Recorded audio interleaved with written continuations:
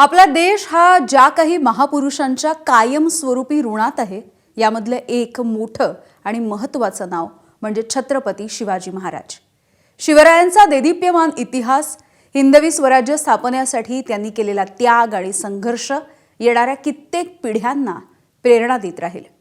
मात्र अशा या रयतेच्या राजाबद्दल सीबीएसईच्या पुस्तकामध्ये फक्त 68 शब्दांची माहिती देण्यात आली आहे। आमदार सत्यजित तांबे यांनी 6 महिन्यांपूर्वी पावसाळी अधिवेशनामध्ये हा मुद्दा उपस्थित केला होता आणि आज हिवाळी अधिवेशनामध्ये पुन्हा एकदा त्यांनी सरकारला हाच प्रश्न विचारलाय। राज्य सरकार आणि केंद्र सरकार हा विषय, हा मुद्दा गांभीर्याने घेणार आहे का? बघूयात।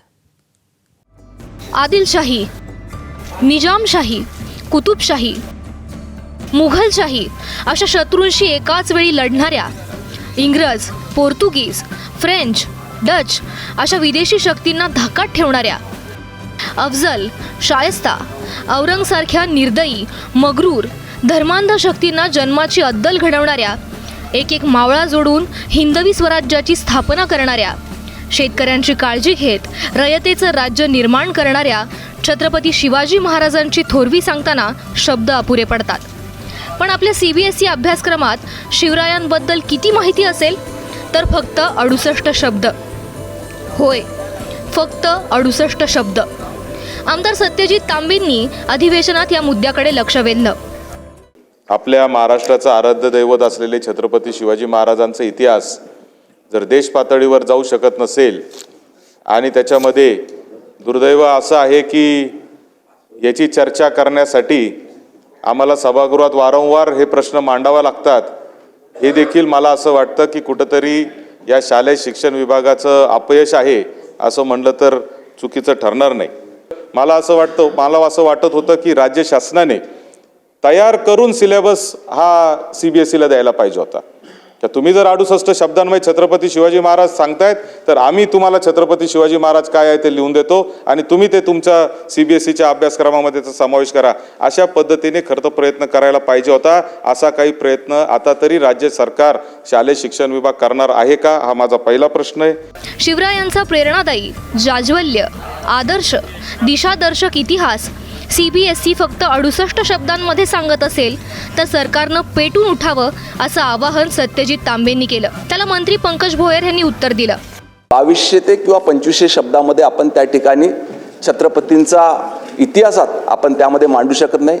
अजून याचा कसा वाढवता येईल याचा प्रयत्न देखील त्या ठिकाणी सरकारच्या वतीनं चालू आहे आणि लवकरच मागे मी आपणास सांगितलं होतं की आपल्याला स्वतःला घेऊन त्या ठिकाणी आपण दिल्लीला जाऊ, परंतु मी जवळजवळ 2 ते 3दा आपली वेळ मागितली। आपलं शेड्यूल एवढं व्यस्त असते की आपण त्या ठिकाणी वेळ देऊ शकले नाही, परंतु माझा प्रयत्न अविरतपणे त्या ठिकाणी सुरू राहील आणि तुम्ही कितीही व्यस्त असले, तुम्ही कितीही व्यस्त असले तरी मी तुम्हाला स्वतः घेऊन जाणार, हे पुन्हा एकदा सभागृहात सांगतो। दरम्यान ज्या अभ्यासक्रमाचा उल्लेख सत्यजित तांबेंनी केला त्याचा आढावा आमच्या प्रतिनिधींनी घेतलाय।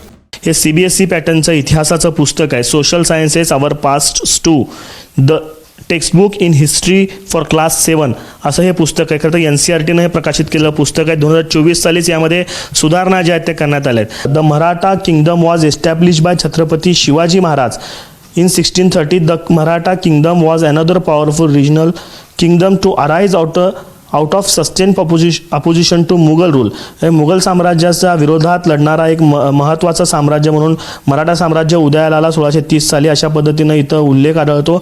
आणि केवळ आता हे जे पॅसेज आपण बघताय एवढा एका पॅसेजमध्ये छत्रपती शिवाजी महाराजांचा उल्लेख करण्यात आला आणि त्यानंतर लगेच पेशवांचा उल्लेख जो आहे तो सुरू झालेला आहे। जर याच बाजूला जर डाव्या ठिकाणी आपण उजव्या बाजूला जर बघितलं तर छत्रपती शिवाजी महाराजांची एक प्रतिमा देखील दाखवण्यात आलेली आहे आणि छत्रपती शिवाजी महाराजांचा जन्म, त्यांचं शिक्षण आणि मुघलांना त्यांनी कशा पद्धतीनं मात दिली, कशा पद्धतीनं त्यांच्यावरती विजय मिळवला याबद्दल या एका पॅरेग्राफमध्ये सांगण्यात आलं आहे। अर्थात इयत्ता 7वीचं हे पुस्तक आहे ज्यामध्ये छत्रपती शिवाजी महाराजांचा केवळ एवढाच उल्लेख जो आहे तो असल्याचं आपल्याला आढळतं। सीबीएसईच्या भोंगळ कारभारावर शिवप्रेमींनी चांगला संताप व्यक्त केला। खरा इतिहास जगासमोर यायचा असेल तर माझी केंद्र सरकारला आणि राज्य सरकारला विनंती आहे, छत्रपती शिवाजी महाराजांचा सीबीएसई असेल किंवा स्टेट बोर्ड असेल, शिवाजी महाराजांचा जन्मापासून ते शेवटपर्यंतचा पूर्ण इतिहास शिकवला गेला पाहिजे। आज गडकिल्ल्यांची परिस्थिती काय, गडकिल्ल्यांवर सुद्धा अनधिकृत बांधकाम होत आहेत. गडकिल्ल्यांचं संवर्धन करणं ही सरकारची जबाबदारी असताना सगळं ओस पडलंय. तिथं हे कपाळकरंट सरकार शिवाजी महाराजांचा खरा इतिहास का शिकवत नाही याचं दुर्दैव वाटतं. भारताच्या विविध प्रांतातील अनेक वीरांनी शिवाजी महाराजांपासून प्रेरणा घेतली होती आणि म्हणून हे राजांचं अत्यंत दैदिप्यमान चरित्र भारतातील लहान मुलांपर्यंत पोचलं पाहिजे. एक इतिहासप्रेमी म्हणून मी अशी विनंती करतो की CBSE बोर्डाने मराठ्यांच्या इतिहासावरती जो अन्याय केला आहे तो ताबडतोब दूर करावा आणि योग्य प्रकारे त्याच्यामध्ये या मराठ्यांच्या पराक्रमाच्या इतिहासाला स्थान द्यावं, एवढीच विनंती. शिवाजी महाराजांची कीर्ती साता समुद्रापार पोहोचली आहे. अशा वेळी आपल्याच देशात फक्त 68 शब्दात त्यांची माहिती पुढच्या पिढीला सांगितली जात असेल तर यापेक्षा दुर्दैव ते कोणतं? महाराष्ट्र सरकार ही बाब केंद्राच्या निदर्शनास आणून देईल आणि अभ्यासक्रमात योग्य तो बदल होईल अशी आशा. ब्युरो रिपोर्ट, ABP माझा. ABP माझा, उघडा डोळे बघा नीट.